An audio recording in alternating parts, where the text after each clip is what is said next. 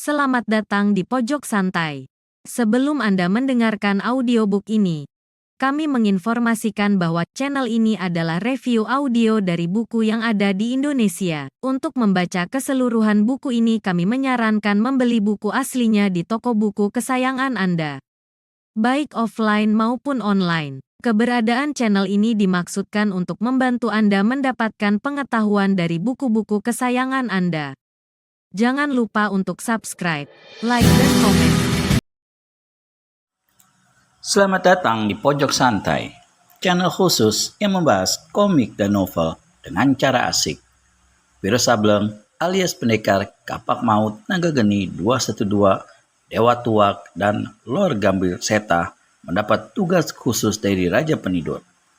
Berhasilkah mereka? Dan tugas apa? Yuk langsung saja disimak video berikut ini.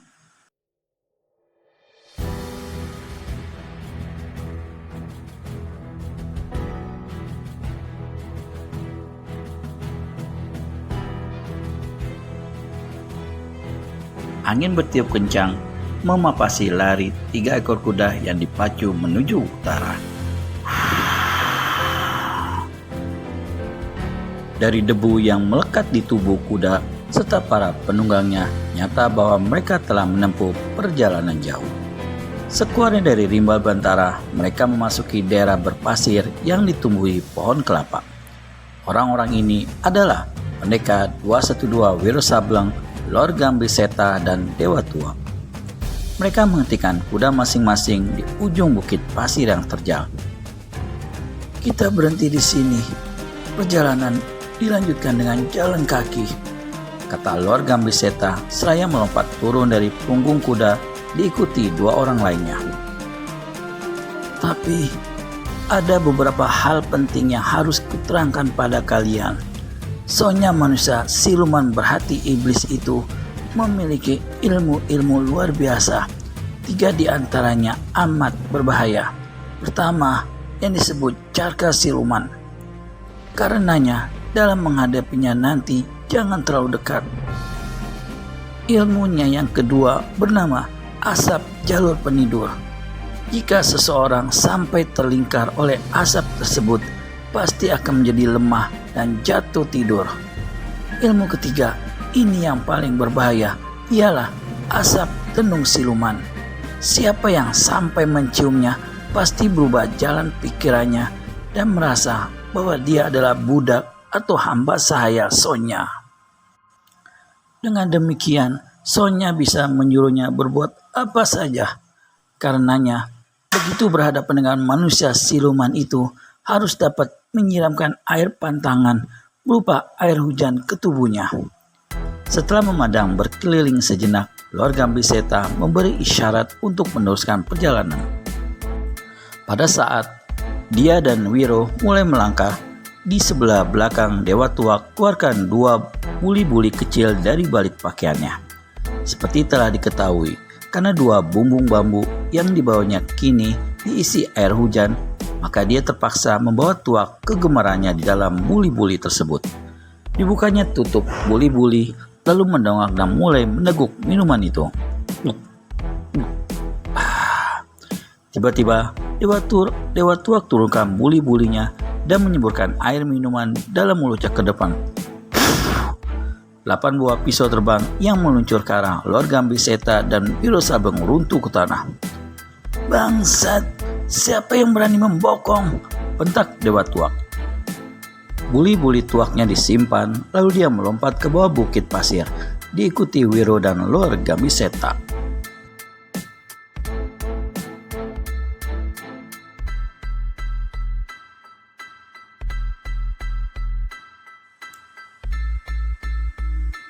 Selagi ketiganya melayang di udara, 3 lusin pisau terbang menderu lagi ke arah mereka.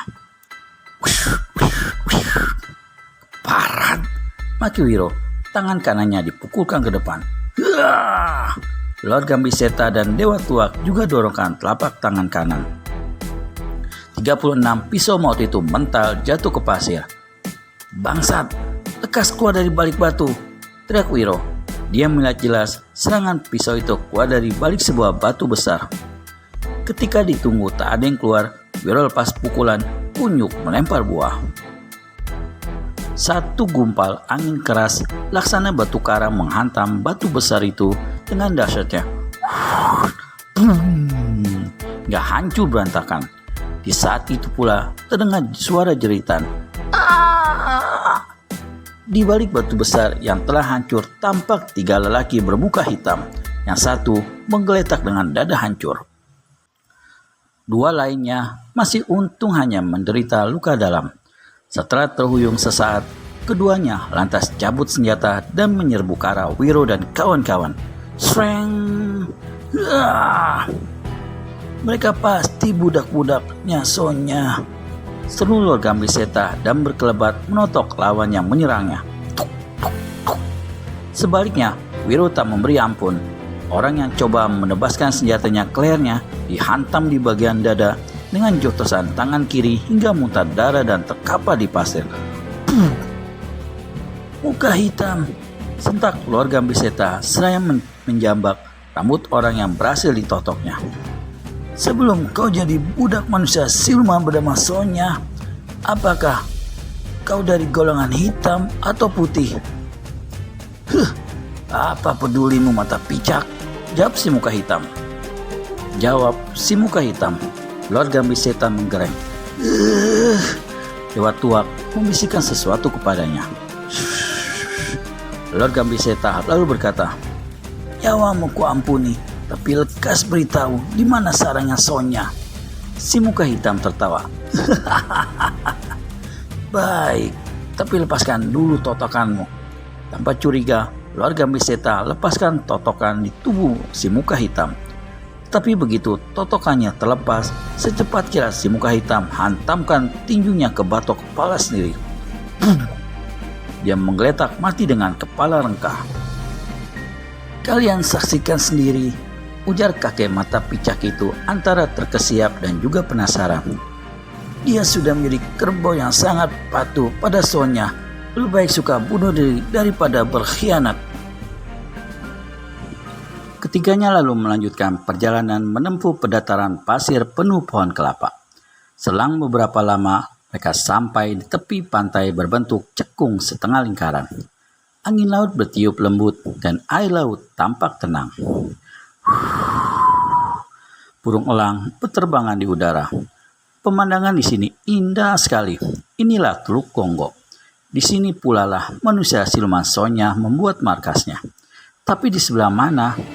3 orang itu bergerak dengan hati-hati.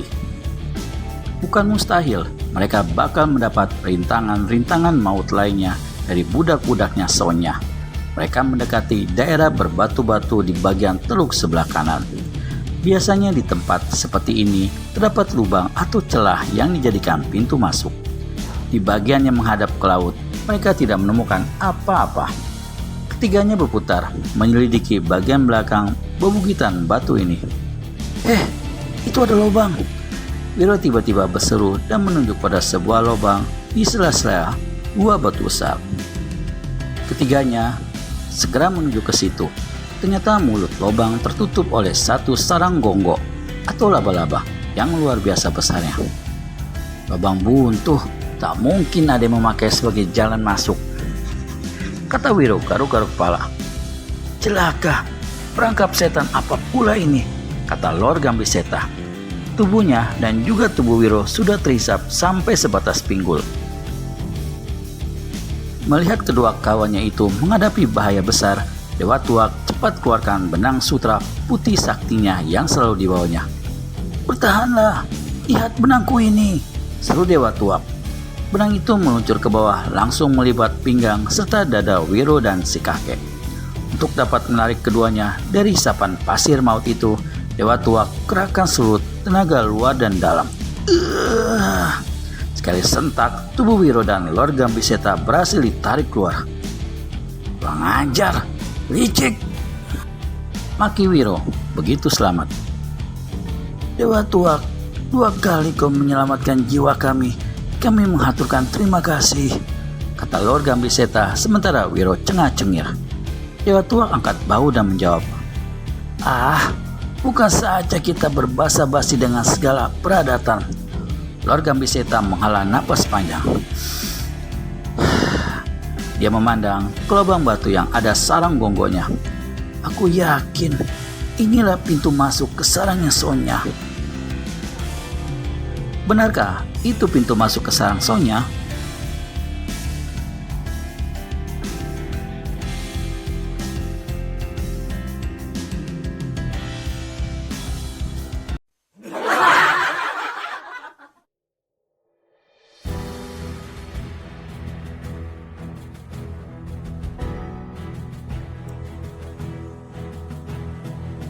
Dewa Tuak, 2 kali kau menyelamatkan jiwa kami. Kami menghaturkan terima kasih, kata Lord Gambiseta sementara Wiro cengah-cengir. Dewa Tuak angkat bahu dan menjawab, bukan saatnya kita berbasa-basi dengan segala peradatan. Lord Gambiseta menghela napas panjang. Dia memandang ke lubang batu yang ada sarang gonggonya. Aku yakin inilah pintu masuk ke sarangnya Sonya. Tapi ada sarang gonggonya begitu? Mana mungkin, ujar Wiro. Itu bukan sebarang gonggo. Aku akan buktikan, kata Lord Gambiseta. Diikuti oleh kedua orang itu yang menghampiri mulut lubang. Membawi manusia di dekatnya, gonggo besar itu mulai menggerakkan kaki-kakinya.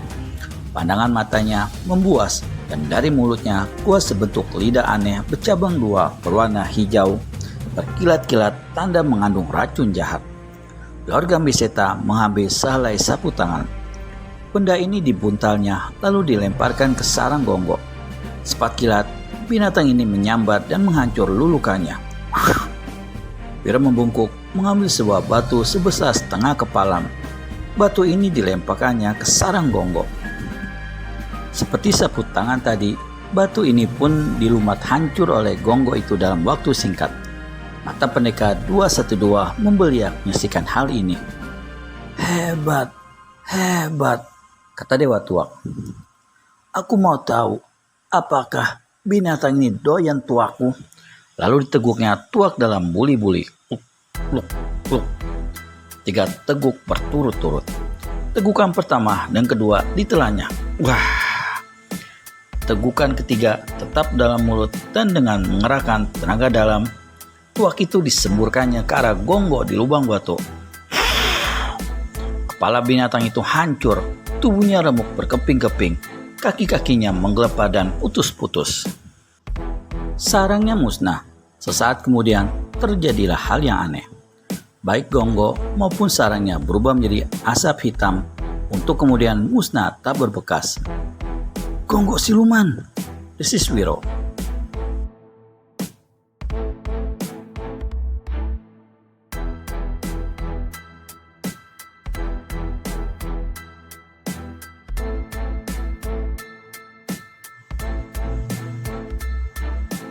Lord Gambiseta memberi isyarat. Ketiganya segera menyelinap ke dalam lubang dengan sangat hati-hati. Ternyata lubang itu tidak seberapa dalam. Langkah mereka terhenti oleh sebuah pintu papan. Awas, kurasa ini pintu siluman dengan berbagai senjata rahasia, kata Dewa Tuak memperingatkan. Lord Gambiseta pun mengangguk. Dia memberi tanda agar kedua orang itu bertiarap, lalu tangan kanannya dipukulkan ke depan. Ya, pintu papan hancur berantakan.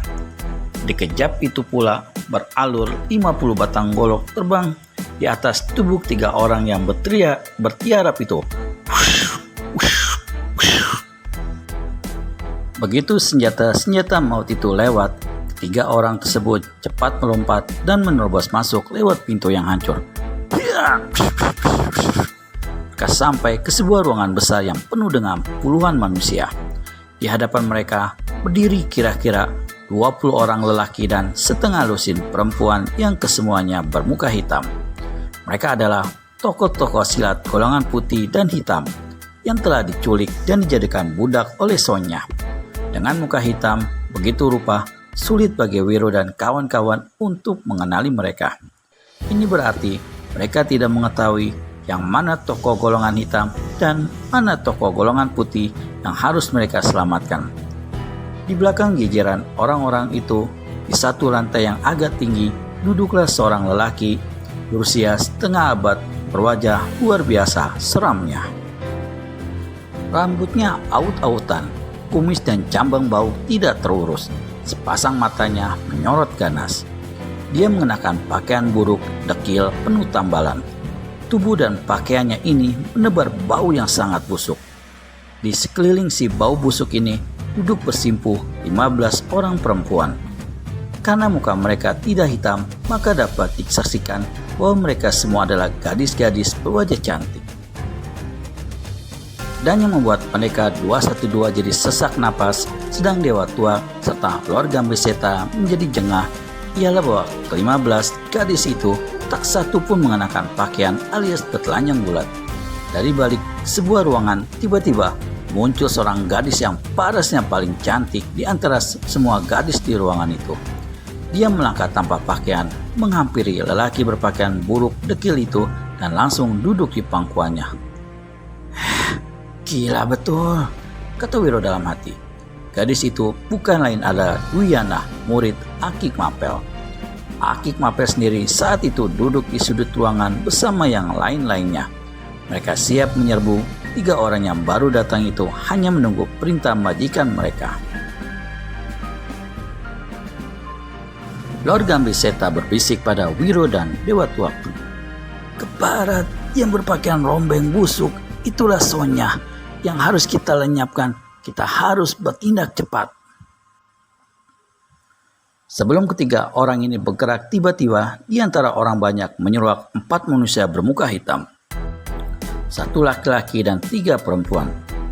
Meski tidak dapat mengenali wajah mereka, tetapi dari jubah putih berbunga teratai merah yang mereka kenakan, Wiro Sableng serta Lord Gambeseta segera mengetahui bahwa ke-4 orang ini bukan lain adalah 4 teratai darah yang beberapa hari lalu pernah bentrokan dengan mereka di sebuah rumah makan. Bagaimana ke-4 orang ini tahu-tahu sudah berada di sarangnya Sonya? 3 jam setelah ditotok oleh Lord Gambeseta, totokan di tubuh 4 teratai darah punah dengan sendirinya. Penuh rasa dendam, ke-4-nya bermaksud untuk menemui seorang tokoh silat golongan hitam guna minta bantuan. Dalam perjalanan itulah mereka berpapasan dengan Sonya.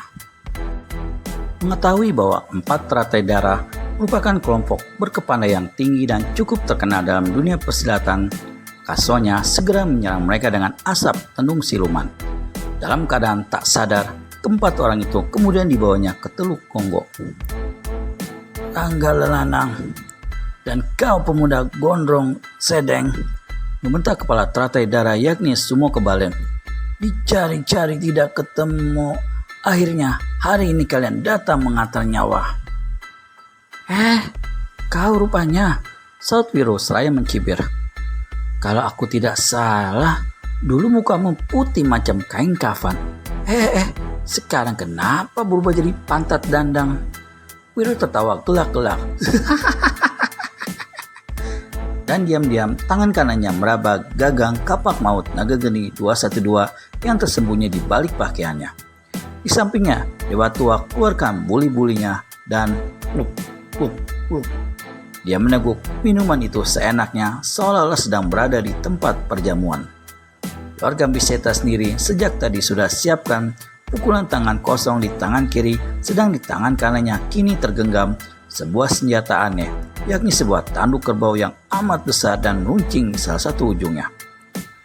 Pendekar 212, bisik Lord Gambeseta. Ingat, kita harus bertindak cepat. Musuh-musuh golongan hitam harus disingkirkan dulu sebelum Sonya turun tangan. Wiro mengangguk. Sumo Kebalen menggereng marah. Mendengar ucapan Wiro tadi, ia melompat diikuti 3 adik seperguruannya. Wiro dan Lord Gambeseta siap menyongsong. Wiro cabut senjatanya.